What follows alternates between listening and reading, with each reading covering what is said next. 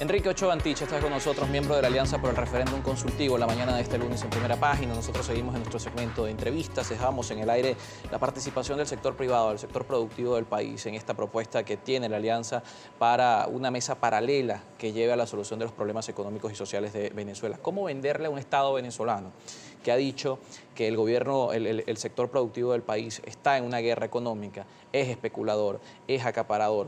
¿Cómo venderle al Estado venezolano en una mesa de negociación que tienen que aceptar que el sector privado retome las empresas expropiadas o haya un acuerdo que permita al sector privado la libre competitividad de precios o permita mejorar los niveles de producción? ¿Cómo vendérselo a un Estado que durante los últimos 20 años ha dicho que el sector productivo está en su contra? Bueno, justamente de las cosas que cada uno tiene que ir cediendo. Yo tengo la impresión, por lo que he escuchado, algunas de las declaraciones de Maduro y de sus colaboradores, que ellos comprenden la necesidad del sector privado.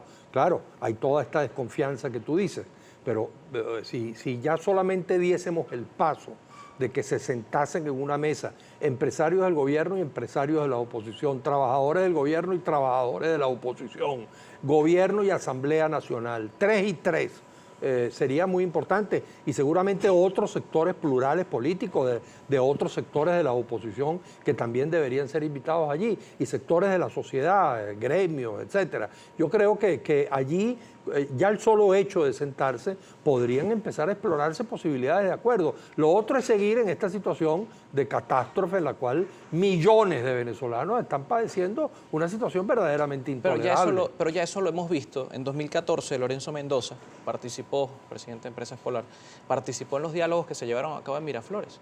También estuvo la representación de Fede Cámaras. Y ese diálogo no llevó a una solución. Bueno, hay que insistir.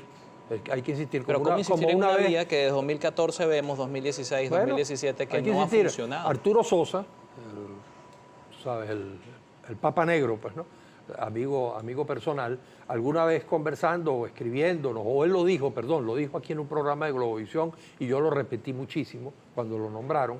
Él dijo, le preguntaron, bueno, ¿y si el diálogo fracasa?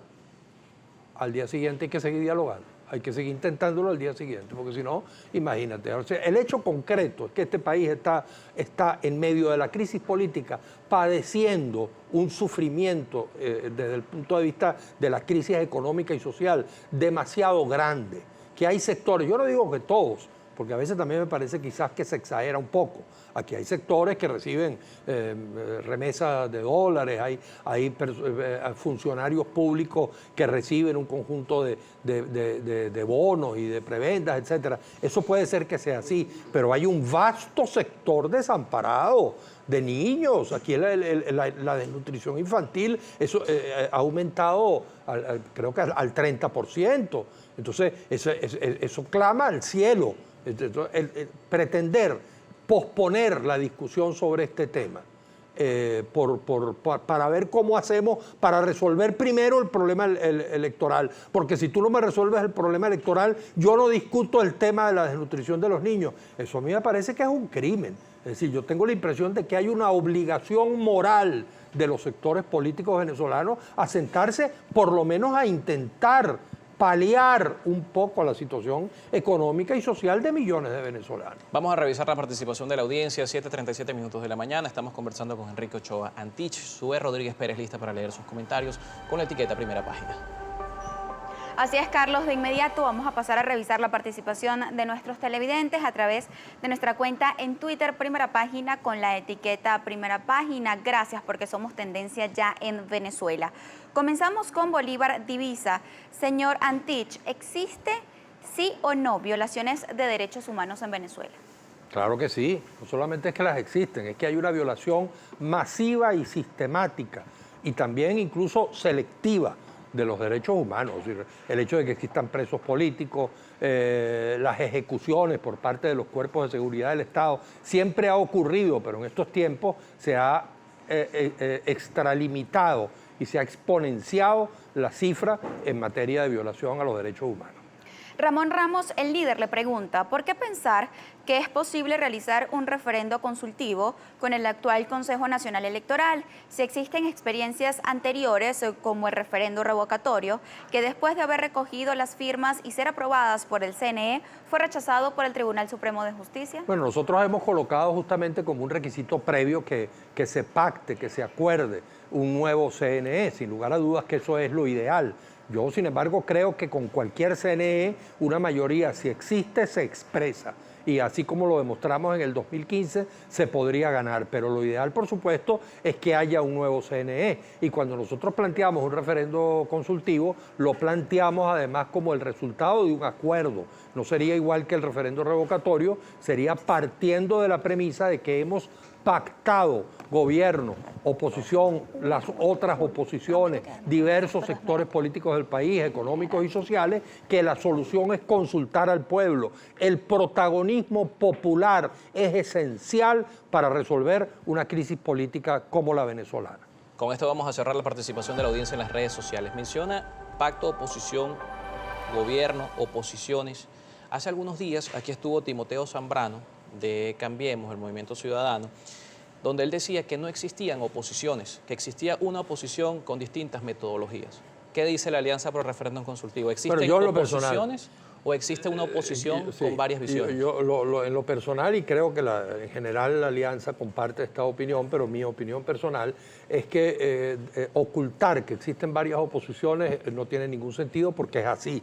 Si hay una oposición que, por ejemplo, promueve o ha sido solícita respecto de una posibilidad de invasión o de intervención militar extranjera. Hay otros que somos soberanistas verticales, que no aceptamos de ninguna manera una injerencia, ni un tutelaje, ni que tengamos una oposición tutelada por ningún polo de poder internacional. Pero más allá de la postura no es ser divisionista, que han sido cuestionados. No, porque fíjate lo que yo te comentaba fuera de cámara, aquí en este momento hay que constatar que esa es la realidad, porque además el país cambió. Este ya no es el país aquel cuando Chávez, con el Chávez popular, el Chávez que tenía un inmenso respaldo popular, y entonces las oposiciones que siempre han existido, una oposición extremista y una oposición democrática, siempre han existido, pero se tenían que poner de acuerdo para tratar de ganarle a Chávez, que era un fenómeno popular descomunal, por 1, 2 o 3 puntos. Este no es el caso.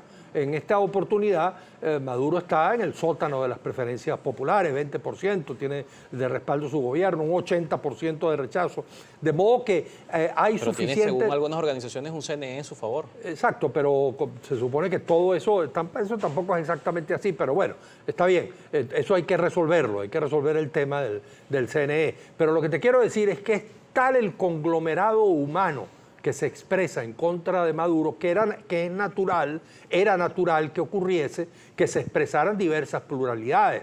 Obviamente, entre María Corina Machado y Claudio Fermín no hay mucho parecido. Entonces es difícil poner de acuerdo a oposiciones diversas. Yo creo que lo más correcto, y además es lo democrático, y si la oposición se dice que es portadora de la democracia frente al autoritarismo, creo que pretender imponer a troche y moche una unidad que no existe es absurdo. Yo creo que hay que constatar y reconocer esa pluralidad y bueno, y en el camino seguirá viendo, si por supuesto, si más adelante es que el gobierno se recuperó, lo cual a mí me parece improbabilísimo, y entonces se convierte en un riesgo la posibilidad de que en unas elecciones el gobierno pueda eventualmente ganarlas. Habrá que ir a la unidad. Pues se verá.